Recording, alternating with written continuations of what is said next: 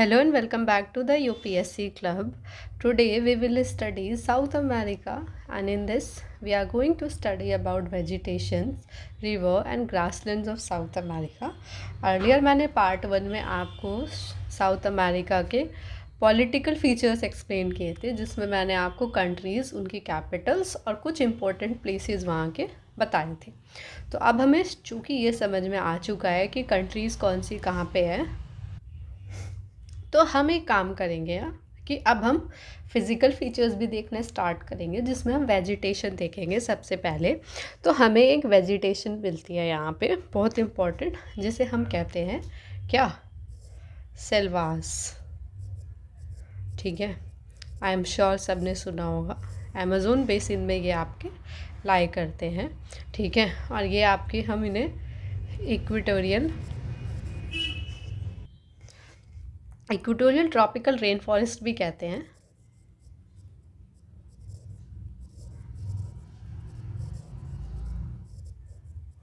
ठीक है ना। और ये आपके अमेज़न रेन फॉरेस्ट वाले रीजन्स में मेनली लाई करते हैं।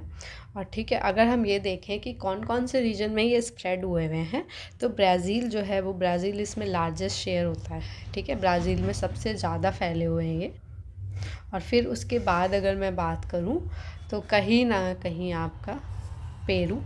ठीक है, और फिर उसके बाद आपका कोलंबिया। ठीक, पेरू, कोलंबिया और वेनेजुला। ठीक, इक्वाडोर। ठीक, ठीक है ना।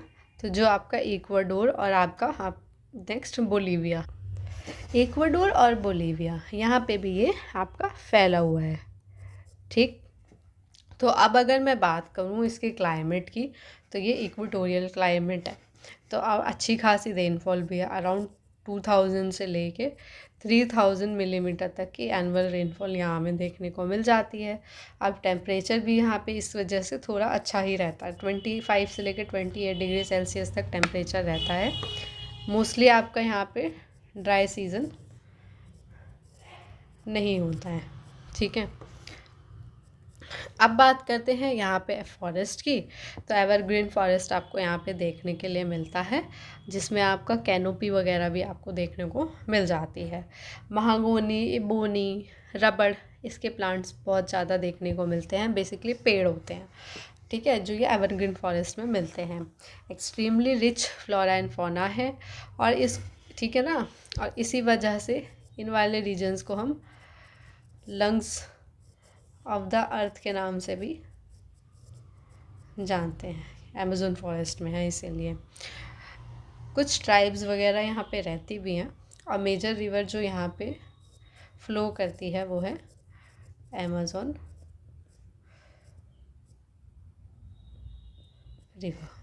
ठीक है, यही एक वेजिटेशन है जिसके बारे में मुझे आपको बताना था, जो यहाँ पे मिलती है।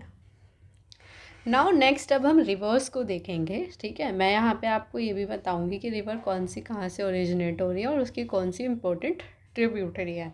तो अगर हम सबसे पहले मोस्ट इम्पोर्टेंट रिवर की बात करें साउथ अमेरिका में, तो वो है अमेज़न रिवर।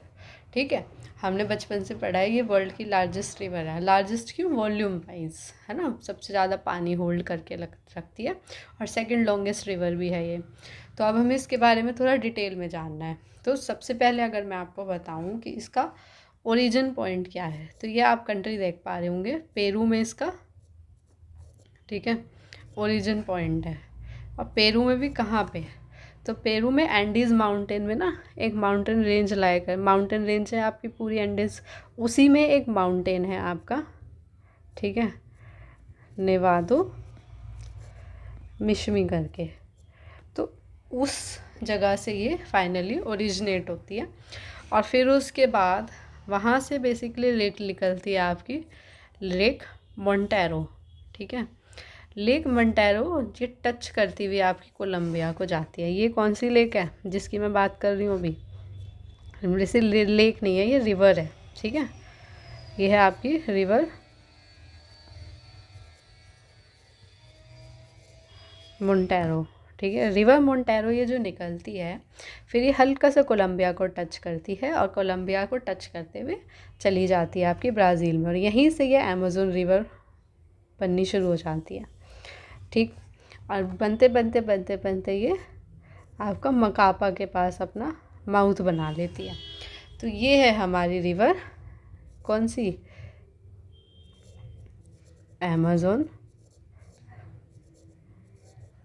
रिवर।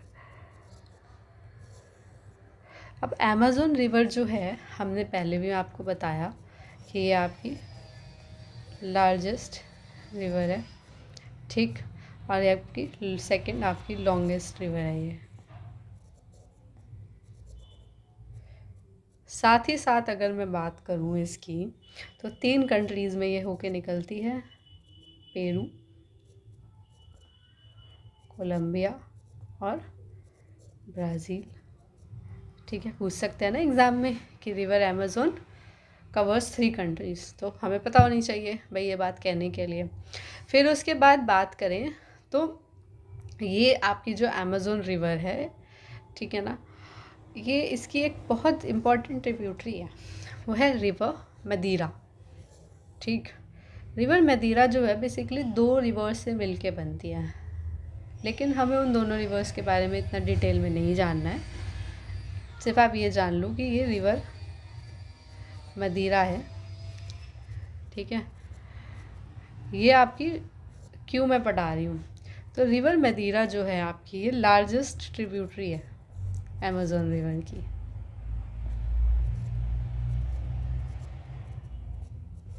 ठीक है ना। ट्रिब्यूटरी मतलब सहायक नदी जो सपोर्ट करती है वाटर वॉल्यूम ऐड करने में। अमेज़न रिवर फिर अपना माउथ बनाती है मैकापा में, ठीक है, मकापा नाम की जगह पे, और इसी को आप, ठीक है, एंड पॉइंट मान सकते हो, किसका, अमेज़न रिवर का। तो ये हमने अमेज़न रिवर के बारे में पढ़ लिया। अब हम और भी रिवर्स के बारे में यहाँ पे देख लेते हैं। तो अब चलते हैं और रिवर्स को देखते हैं। तो एक बहुत इम्पॉर्टेंट रिवर है जो वेनेजुएला में फ़्लो करती है, वो है रिवर ओरिनोको, ठीक है। ओरिनोको रिवर को आपको याद रखना है क्योंकि कहीं ना कहीं ये आपकी आ सकती है एग्ज़ाम में, क्योंकि वेनेजुएला काफ़ी न्यूज़ में रहा था। तो ये आपकी कौन सी रिवर है, रिवर ओरी,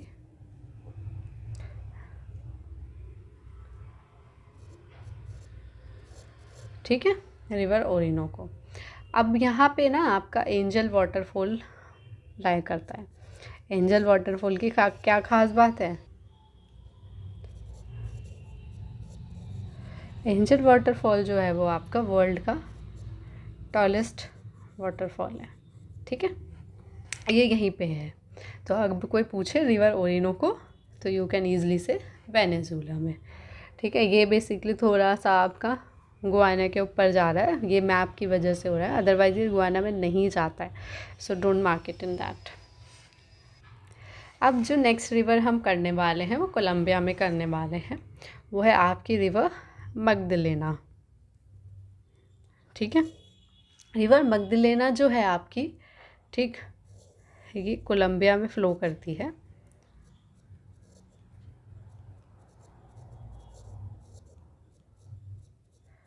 और ये जो रिवर है फिर आपकी कहीं ना कहीं जाके पैसिफिक ओशियन में गिर जाती है, ठीक। अब बात करते हैं और रिवर्स की जो यहाँ पे हमें देखनी है। तो हमने 3 इम्पॉर्टेंट रिवर अब तक देख ली है, एक और इम्पॉर्टेंट रिवर है यहाँ पे जो हमें देखनी है, ठीक, वो है आपकी रिवर पराना। ख़ास चीज़ें क्या हैं उसकी वो देखते हैं। तो रिवर जो पराना रिवर है ना, वो आपका, अगर मैं उसको बात करूँ ओरिजिन पॉइंट की, ठीक है, तो जो पैराग्वे कंट्री है वहाँ पे इसको बोला जाता है कि वहाँ से ये ओरिजिनेट होती है। तो पैराग्वे में समवेयर यहाँ से, ठीक है, इसका ओरिजिन पॉइंट होता है। और फिर उसके बाद, ठीक है, ये आपका कहीं ना कहीं ब्राज़ील वाला जो ये पॉइंट है, ठीक है, इसको टच करते हुए निकल के आती है। तो रिवर पराना जो है वो आपकी फिर जो ये बिल्कुल चोक पॉइंट आप देख रहे हो वहाँ से होती हुई, ठीक है, फिर अर्जेंटीना में ये आ जाती है।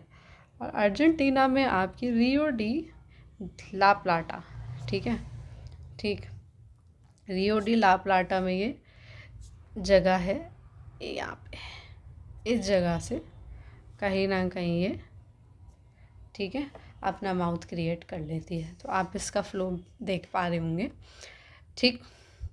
और अब मैं इसकी कुछ इम्पॉर्टेंट चीज़ें आपको बता देती हूँ, जैसे कि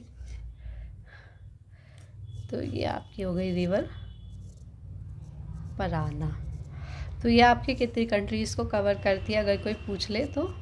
एक तो आपकी ये अर्जेंटीना को कवर करती है, साथ में आपका पैराग्वे को भी कवर करती है, ठीक है,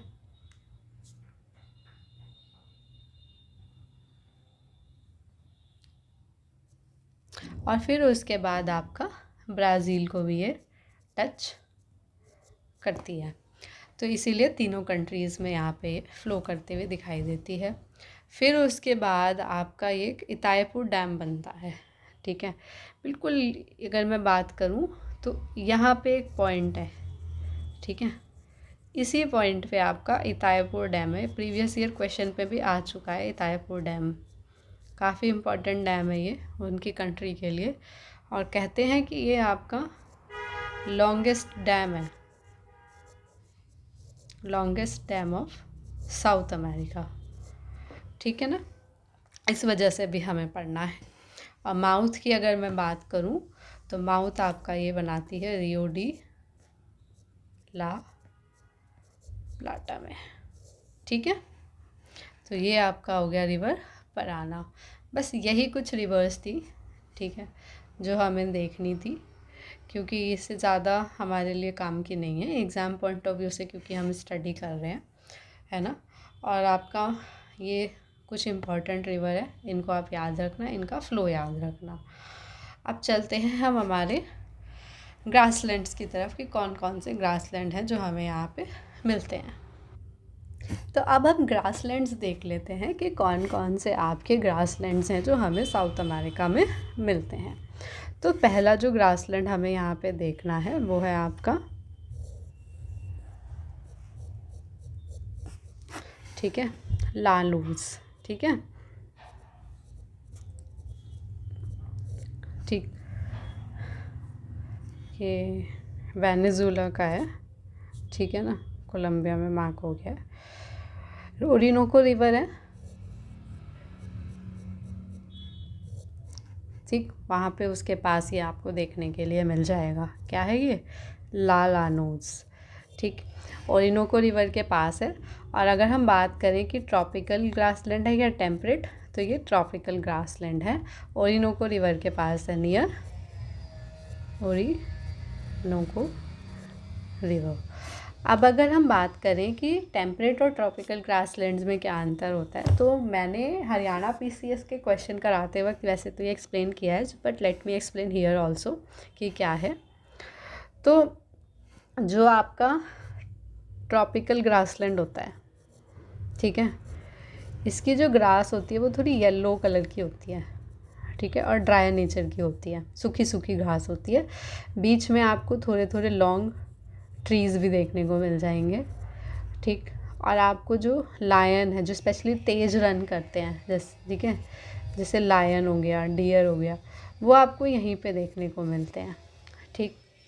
फिर उसके बाद अगर मैं टेम्परेट ग्रासलैंड की बात करूँ, तो टेम्परेट ग्रासलैंड्स जो होते हैं उसमें आपको एकदम ग्रीन, ठीक है, लशरस, एकदम हरी भरी ग्रास जो होती है ना, वो देखने के लिए मिलती है। और साथ में यहाँ पे आपकी कैटल ग्रेजिंग, जो कैटल्स होती हैं वो तो हरी भरी अच्छी घास ही खाएंगी ना, तो कैटल ग्रेजिंग भी होती है, इस वजह से कैटल इंडस्ट्री भी होती है। तो मेजर यही डिफरेंस है।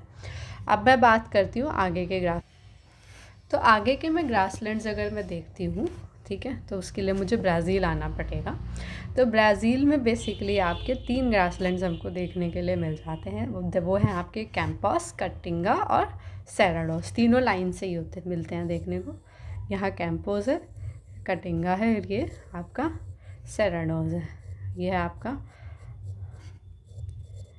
कैंपोस, ठीक है, ये है आपका सेराडोस और ये है आपका कटिंगा। 3C के नाम से आप इसे याद रख सकते हो। और ये तीनों ही क्या हैं आपके, कौन से टाइप के ग्रासलैंड्स हैं? तो ये आपके तीनों ही ट्रॉपिकल ग्रासलैंड्स की कैटेगरी में फॉल करते हैं। नाउ अब आगे ग्रासलैंड्स देखते हैं। तो एक ग्रासलैंड हमको यहाँ पे मिलता है, वो है आपका ग्रैंड चेको। ग्रैंड चेको आपको 3 कंट्रीज़ के बीच में देखने को मिल जाएगा, ठीक है।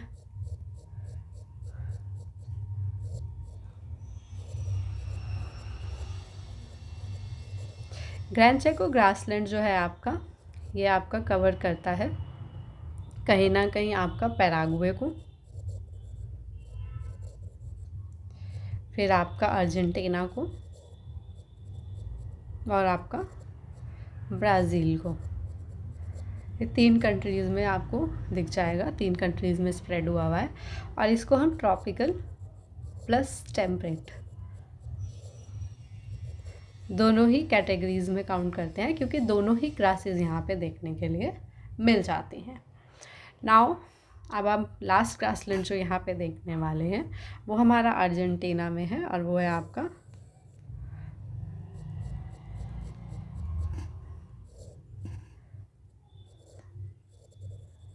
पैम्पास, ठीक है। पैम्पास जो ग्रासलैंड है ये आपका टेम्परेट ग्रासलैंड है। सबसे पहले तो हमें ये देखना है, एंड देन उसके बाद जूसी ग्रासेस जिसका नाम हमने बड़ा सुना है वो आपका अल्फा, ठीक है, ग्रास वो यहीं मिलती है, ठीक है। हरी भरी एकदम जूसी एकदम लशरस ग्रास होती है, इसलिए कैटल ग्रेजिंग के लिए काफ़ी बेनिफिशियल है। तो ये हमने सारी अपनी ग्रासलैंड्स देख ली, ठीक है। और साथ में मैंने आपको रिवर्स भी करा दिए कि रिवर्स कौन कौन सी हैं, और ये भी बता दिया कि वेजिटेशन यहाँ पे कौन सी है। सो इन नेक्स्ट पार्ट मैं आपको आगे के फ़िज़िकल फीचर्स एक्सप्लेन करूँगी, जहाँ पे मैं आपको प्लेटूज़, डेजर्ट्स, ठीक है, यहाँ पे कौन कौन से माउंटेन्स हैं, वो किस कंट्री में हैं, ये बात, और साथ में आपके लेक्स, ये वाले फीचर्स एक्सप्लेन करूँगी, ठीक है, जो पार्ट 3 में आएगा। So till then keep learning, keep growing.